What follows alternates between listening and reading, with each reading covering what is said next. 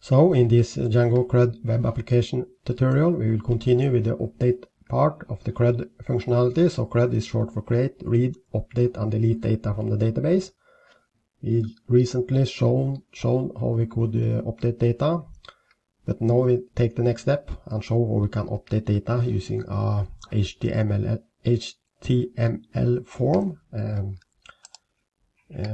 It's very similar to the part where we inserted data using an HTML form. So in the previous update example, we just updated existing data in the database from the view without any graphical user interface. We just hard-coded the data. We changed the first name and then we changed the last name directly in the code.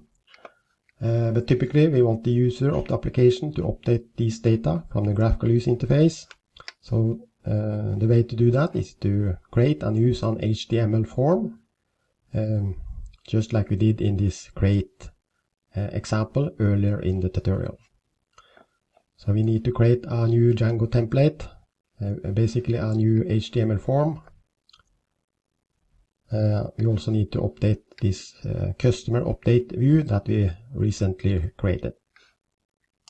So here you see the customer update view that we created in the previous part of the tutorial. So now I just call it old or something, and then I create a new one. So I just copy these two lines like this. So now we are going to use this view instead, customer update. This is the previous version. And then the first thing we need to do is to retrieve the data from the database. Then we use customer, which is our model, which we have here in models.py. And then we use customer.objects.get and then the primary key, which we retrieve here. As you see in this example, we just type /update/5, where in this case 5 is the primary key, which we can change to any number that exists in the database. So then we are able to retrieve the data, and then we need to send that data to this new template that we are going to create. So we are going to create a new template later, but first we just finish this view, then request, and then we need to specify the name of this new template. We can call it customer update.html, like this previous one we made, customer_new, which was a form that was inserting a new customer to the database. Now we want to update an existing customer. So then we just create a new form later, a new template later, and we call it customer_update.html like this. And in order to then we need to send the data from the database to that form. So then we are retrieving the data here, and we also want to send it here. So then typically we need to have create a context like this, equals to data colon data like this, and then we can pass the context as an argument to this using this render method like this. That's the first version of this new customer update view. It has a request input and this primary key, and then we retrieve the data from the database by using the primary key. We create a context in order to be able to send the data from the database to this new template that we are going to create in the next step. So then let's start creating this new template or new HTML web page. Then you just go here to templates,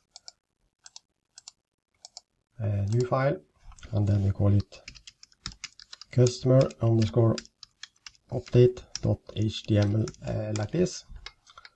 In order to save some time, we can just basically copy the code, because it will be more or less similar to this customer_new. So then I just copy that one and then paste it in here in customer_update.html, and then you just need to change some information. Instead of new customer here, you type update customer, and here you can update an existing customer or something like this.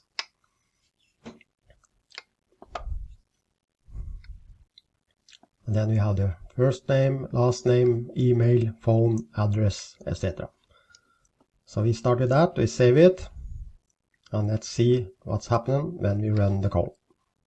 So then we go back to our web browser, we have the customer list here, and then we have this that we used in the previous part, customer/update5, and if I click here now or enter,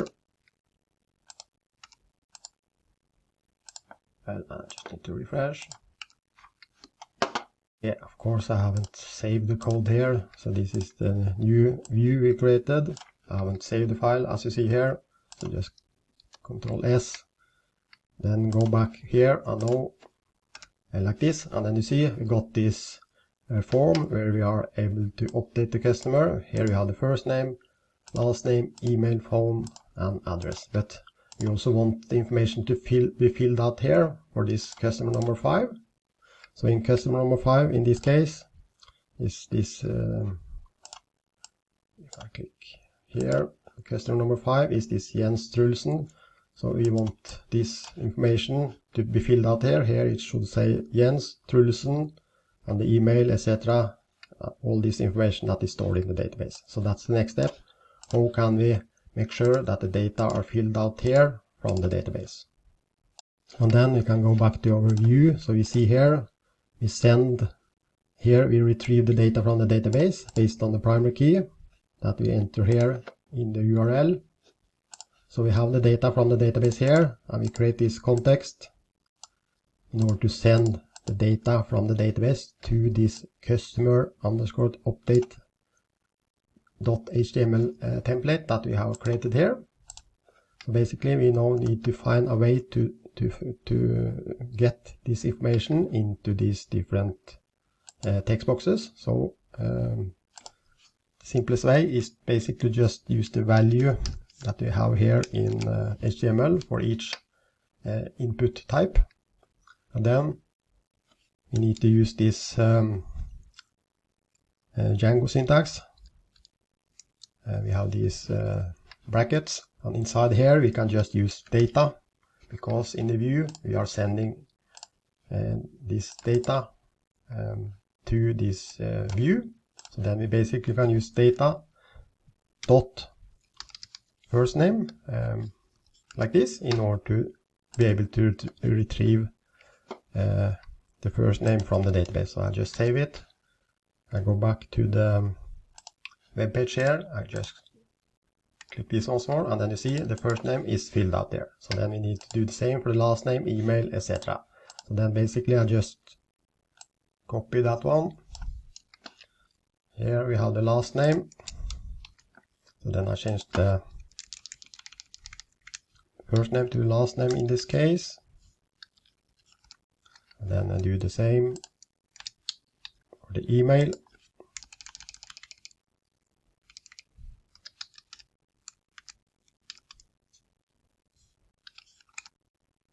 Email, and the same for the home.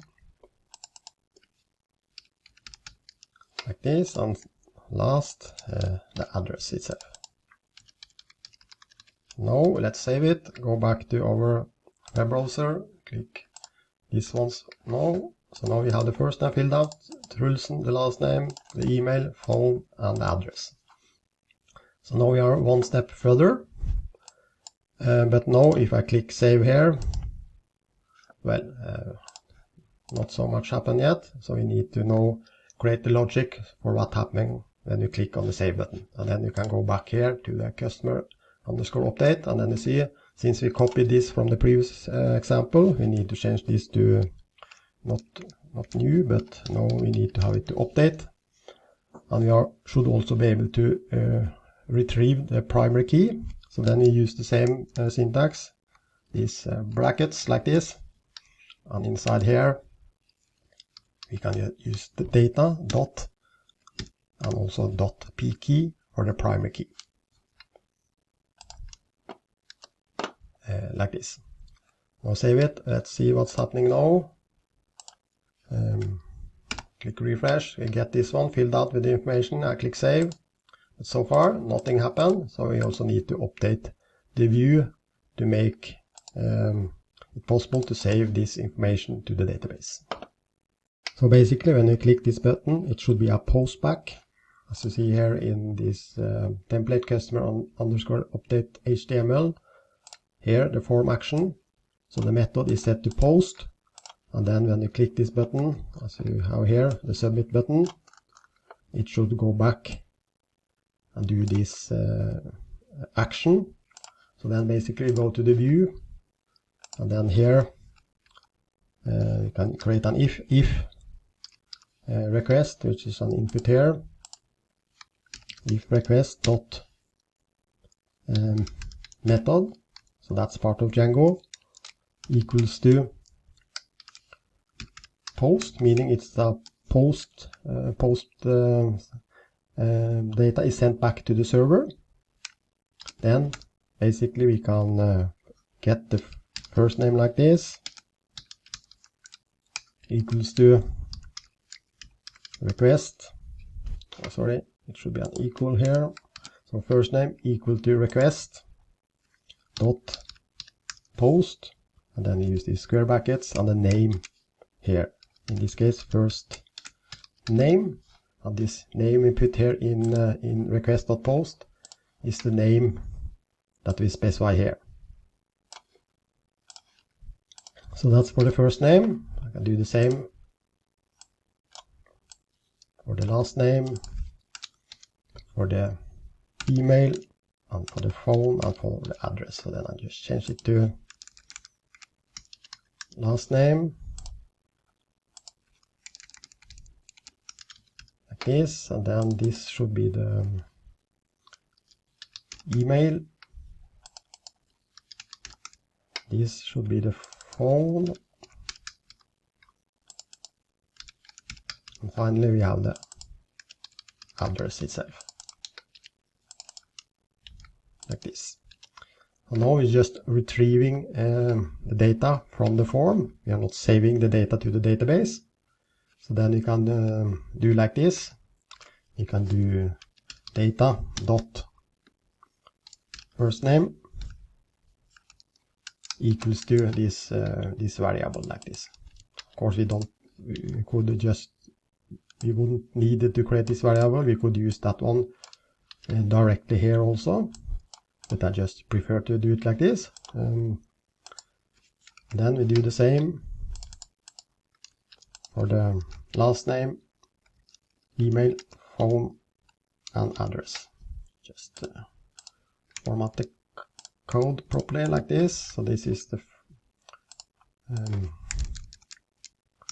last name, this is the email, this is the phone, and this is the address, like this. So then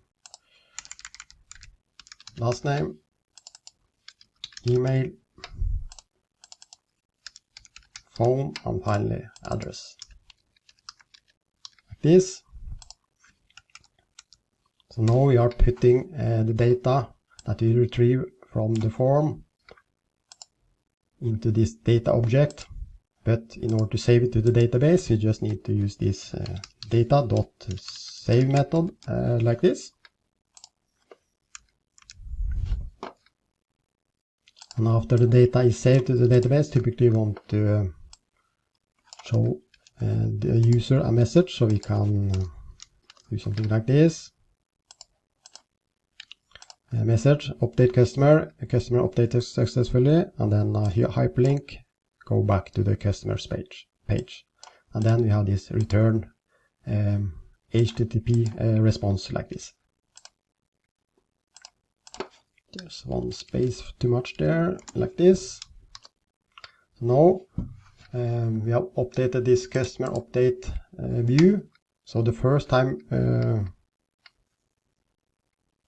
we run it, we will if I do this now, update /5, then we get access to this form where we can see the existing data in the database, and we can change it. And then when we have changed one or more of these data, we can click save, and then there will be a post back to the server.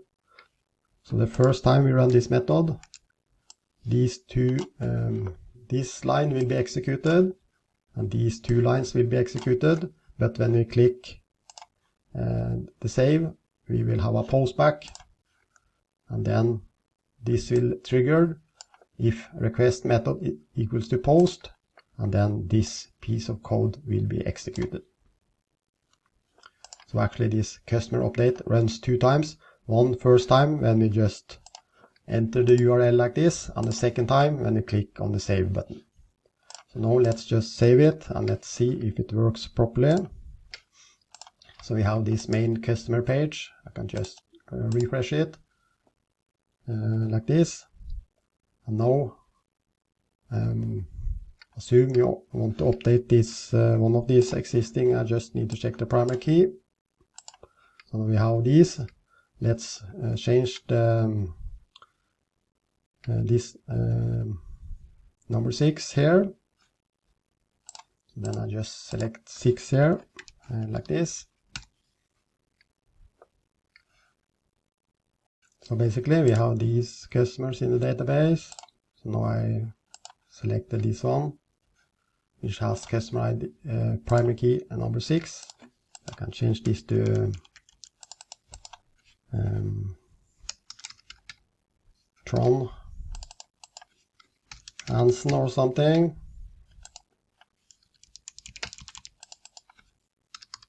And an email for that.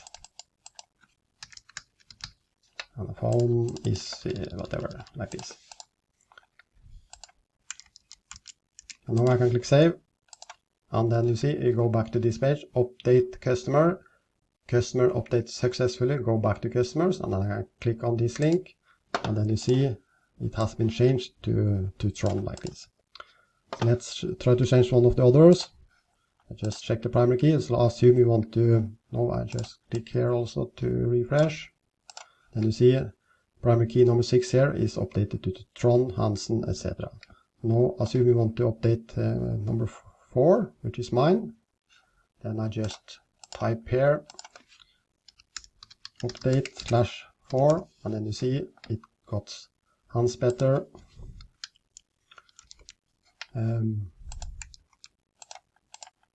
etc.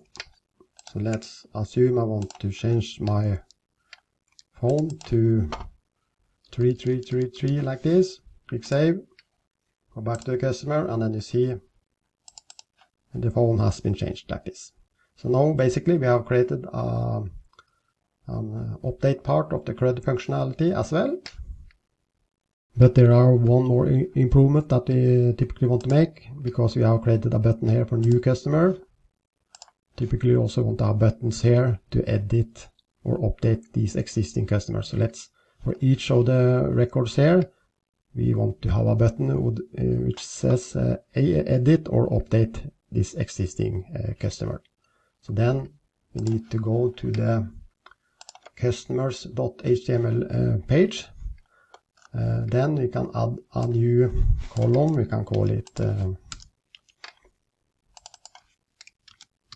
action or something. So let's just save it and let's see what's happening. Now I refresh, and you see you got this new column called action, and here I will create the edit buttons. So then here in the bottom here I just create a new TD like this, and then we create a hyperlink, an A anchor href, and then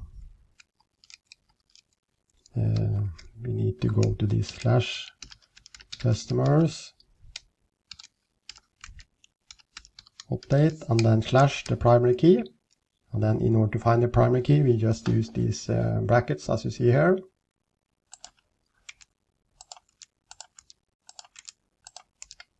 So I just copy that part here, put it here. And then instead of customer first name, I just use customer dot primary key like this. I can also add, since we are using Bootstrap, I can use this class button warning or something. And then we need to have a name for the button. Inside here, edit, something like this. So let's see what's happening now. When we click refresh here, we know it's a spelling mistake here. Edit, refresh. And you see now, for each of the rows, we have an edit button. And then when I hover over the button, you see in the bottom here, when I click hover over here, you get update /1, and I hover over here, you get update /2, update /3, update /4, etc. Because we have used this Django syntax here in order to also be able to retrieve the primary key that the user is entered in the URL on top here. So now basically if I click here, I should be able to update Elvis Presley. As you see, Elvis Presley, I can change it to Elvis 2, click save. And then you see the first name has been changed to Elvis 2. I can change it back. Save. I can change this one, Jens Trulsen. I can change it to Knut. I can change the phone number to 777, like this. And then you see this one has been changed and this one has been changed. So now basically we are one step further to our application, where we have this homepage company like this. So that's the startup page for our company application. Then we can click here to get access to the customer list.